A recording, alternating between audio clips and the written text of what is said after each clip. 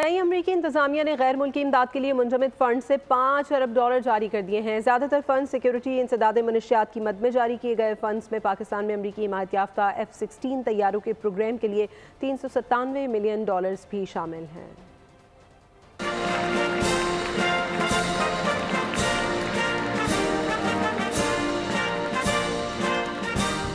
Trump इंतजामिया ने गैर मुल्की इमदाद के मुंजमद फंड्स में से $3.5 अरब जारी कर दिए। बरतानवी खबर एजेंसी रॉयटर्स के मुताबिक ज्यादातर फंड्स सिक्योरिटी इंसदाद मंशियात की मद में जारी किए गए।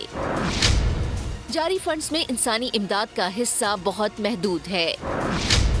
फंड्स में पाकिस्तान में अमरीकी हिमायत याफ्ता प्रोग्राम के लिए $397 मिलियन भी शामिल हैं।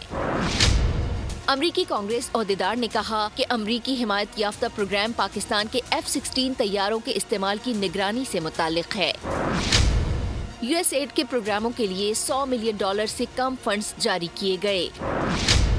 रेड क्रॉस के लिए अलहदा से $56 मिलियन फंड्स जारी किए गए। अमरीकी सदर डोनाल्ड ट्रंप ने इख्तिदार संभालने के बाद गैर मुल्की इमदाद रोकने का हुक्म दिया था।